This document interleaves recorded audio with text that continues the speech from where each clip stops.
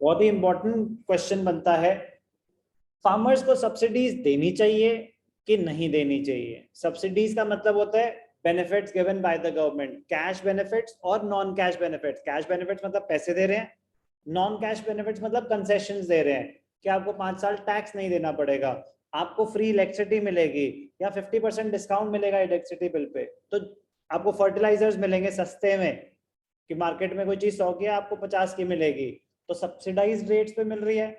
तो बेसिकली वो कॉस्ट तो गवर्नमेंट बेयर कर रही है ना, बर्डन तो गवर्नमेंट पे आ रहा है, गवर्नमेंट के फाइनेंसेस पे आ रहा है, वो पैसा कहाँ है, वो टैक्स पेयर्स मनी तो है। तो द पॉइंट इज कि सब्सिडीज देनी चाहिए कि नहीं देनी चाहिए।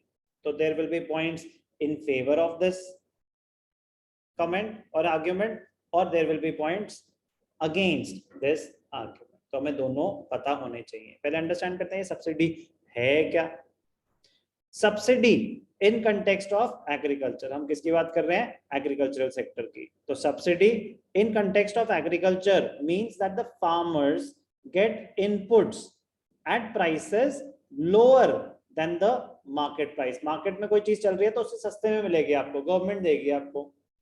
In other words, subsidy is the financial assistance provided by the government to the producers to fulfill its social welfare objectives. क्यों कर रही है गवर्नमेंट ऐसा, सोशल वेलफेयर के लिए, इक्विटी अटेन करने के लिए। किसको देना चाहती थी सब्सिडीज, वो देना चाहती थी पुअर फार्मर्स को, स्मॉल फार्मर्स को, वीकर सेक्शन को। During the initial phases of green revolution, new technology was looked upon as being risky. अब कुछ नया लॉन्च कर रही है गवर्नमेंट और चाहती है कि ज्यादा से ज्यादा लोग अडॉप्ट करें, तो फिर गवर्नमेंट को सब्सिडी तो देनी पड़ेगी। जो लोग अफोर्ड नहीं कर सकते उनके साथ उनकी हैंड होल्डिंग तो करनी पड़ेगी, कोई बात नहीं आप करो, हम आपको सपोर्ट करते हैं, अगर आप चाहते हैं कि ज्यादा से ज्यादा लोग उस चीज को अडॉप्ट करें। So it was necessary for the government to grant subsidies to provide an incentive for adoption of the new HYV technology। आप कह रहे हो कि हम नहीं, हम तो इसमें कोई कह रहे हैं कि अटैक हो जाएगा, पेस्ट अटैक हो जाएगा, सारी फसल हमारी बर्बाद हो जाएगी। कह रहे मत डरो, हम तुम्हें फर्टिलाइजर्स देंगे, हम पेस्टिसाइड्स देंगे, हम तुम्हें लोन देंगे, आप सामान बेच के हमारा लोन चुका देना, जब हमें पता है कि बनेगा तभी तो हम आपको लोन दे रहे हैं, हम आपको फाइनेंशियल असिस्टेंस पूरी प्रोवाइड करेंगे। However, with the passage of time, there has been debate over the huge amount of subsidies granted by the government. देनी चाहिए कि नहीं देनी चाहिए, तो चलो एक एक करके बात करते हैं। Economist in favour of subsidies जो कहते हैं देनी चाहिए, क्या कहते हैं वो, the government should continue with the agricultural subsidies as farming in India continues to be a risky business. कह रहे हैं अभी कोई स्टेबल बिजनेस नहीं है, तो गवर्नमेंट को तो सपोर्ट प्रोवाइड करना पड़ेगा इन लोगों को अभी भी। ओके जी, क्या रीजन दिया उन्होंने कि स्टेबल नहीं है, स्टेबल नहीं है फार्मिंग अभी भी।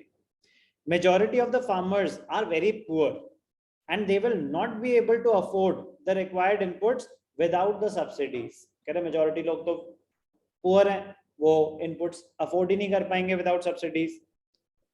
Eliminating subsidies will increase the income inequality. कह रहे वीकर सेक्शन को सब्सिडीज नहीं मिलेंगी तो वो ठीक से काम नहीं कर पाएंगे, उनकी इनकम और ज्यादा गिर जाएगी, इनइक्वालिटीज और ज्यादा बढ़ जाएंगी between the rich and poor farmers and will violate the ultimate goal of equity। तो ये तो कह रहे हैं कि भैया सब्सिडी देते रहना चाहिए। In brief, subsidies in India are necessary for poor and small farmers to enable them to make use of the modern agricultural techniques. Necessary steps should be taken to ensure that only the poor farmers enjoy the benefits of subsidies and not the fertilizer industry and big farmers।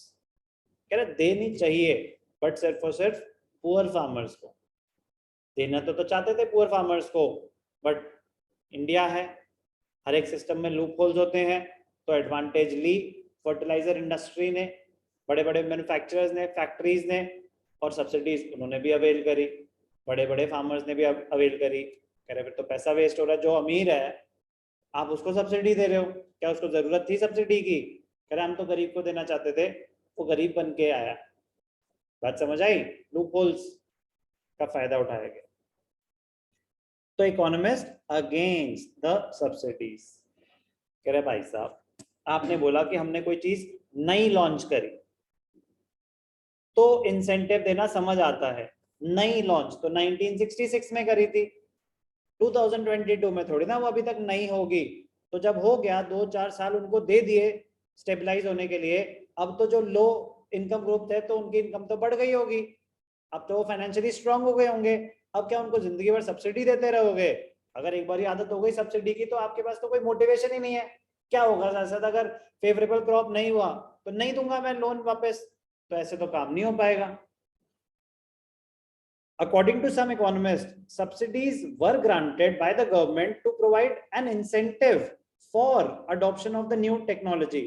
आपने यही बोला था ना कि नई technology adopt कराना चाहते हैं, उसके लिए इंसेंटिव दे रहे हैं।